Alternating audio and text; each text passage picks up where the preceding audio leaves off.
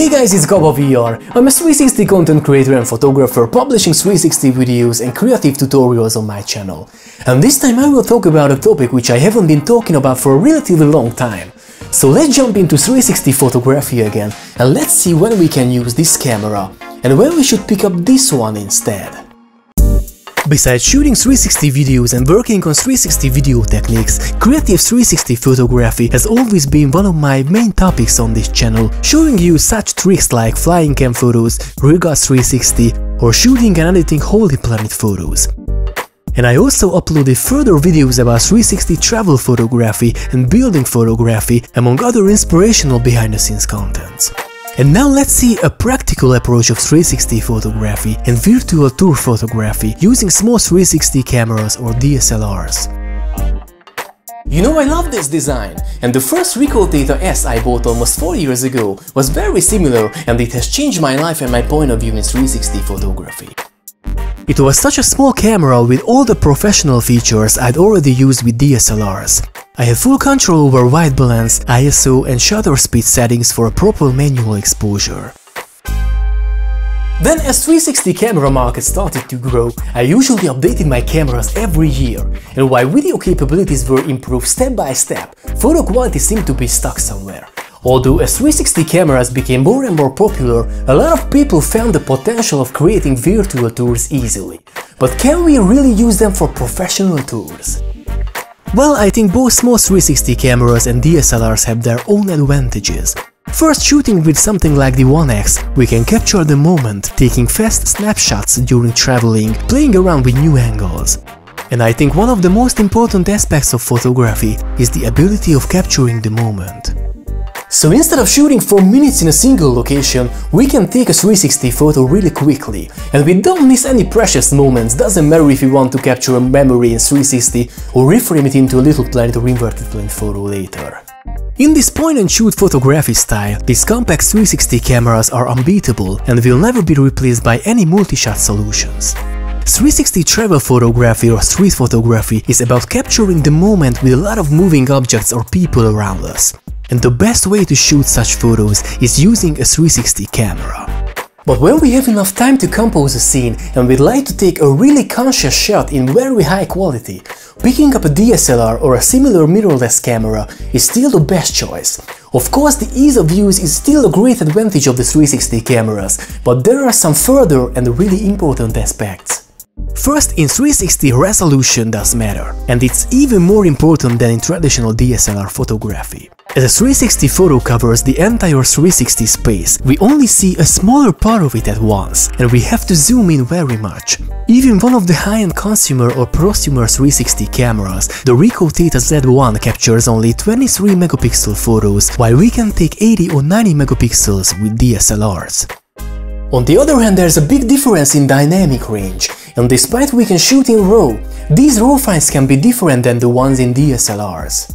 Although Theta Z1 has a bigger sensor, generally I can say that small 360 cameras have more noisy images, even at ISO 100. And due to the cheaper lenses, we lose sharpness as we are getting closer to the stitch lines. But let's see the differences in quality and workflow in practice. First, shooting with a compact 360 camera is really easy. I put it on a tripod and I'm ready to go. I can shoot with a self-timer using a remote or connecting the camera to my phone. The advantage of shooting with a mobile app is that I can see the preview with all the settings on the screen. So after checking out the scene, I can decide whether I like the camera position or not, and I can modify it if needed. Shooting with a DSLR, I need much more experience because I can't see the final image until I stitch it. Even more, I can't shoot so quickly. First, I have to set up the camera position on the panel head. I have to avoid the so-called parallax issue, so the nodal point must be set up perfectly. It means when I pan around with the live view on my screen, it must look like I was panning around in a flat 360 photo, and the overlaps between the closer and further objects must be the same all the time. It means while my camera is rotating around, the middle point of the image is not changing. As you can see on a normal tripod, the lens is not in the middle of the circle. Even more, it's on the arc, so there will be a lot of parallax issues shooting 360 photos like this. But after setting up the camera properly, I take at least 4 photos in different angles and 1 zenith and 1 nadir photo. Actually, shooting nadirs, I take 2 different photos to get rid of the panel head. And when I'm done with one scene, I can go along to the next one, but I won't see the final result until I go back to the studio and stitch the images together. Looking at these images, you can see a lot of differences between them, and it seems like the Compax 360 camera is losing the game compared to the DSLR when it comes to virtual tour photography. But let's stay positive and try to get the best out of a consumer 360 camera. So let's start it over with a couple of tricks. First, let's shoot in manual mode. Putting the camera on a tripod, I can shoot with long exposure settings, keeping the ISO at 100. Then I take multiple shots with different shutter speeds. After taking the base of the photo, I try to recover the blown out areas in the window. Hopefully I will be able to mix these takes together during editing.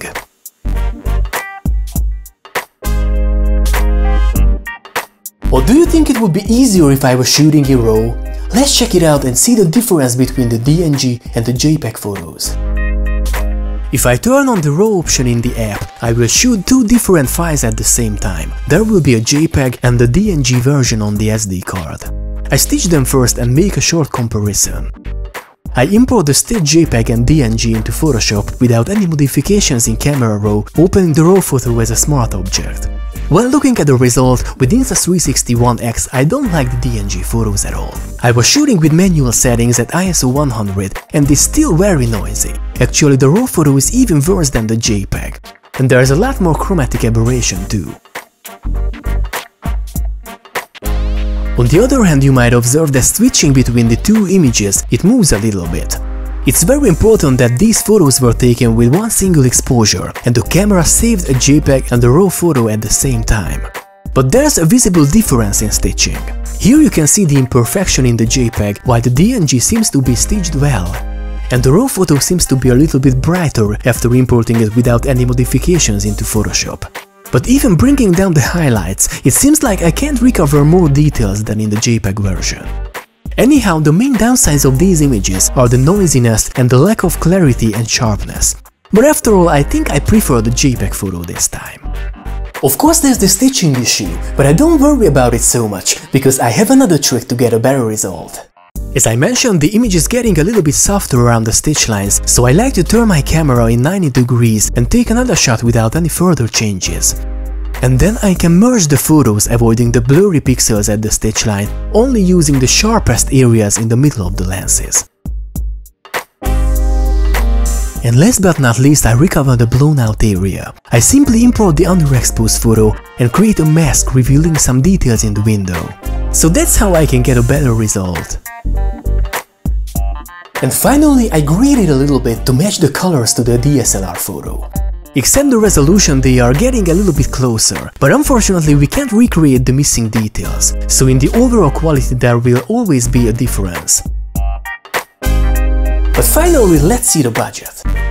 The most recommended prosumer 360 camera is around $1,000. Of course you need a tripod to every setup, so it doesn't make a difference. But if you wanna use a reliable one, you can get it around $200 or $300. If you pick up a cheaper camera, like the One X I used this time, you can save a little money getting it around $400.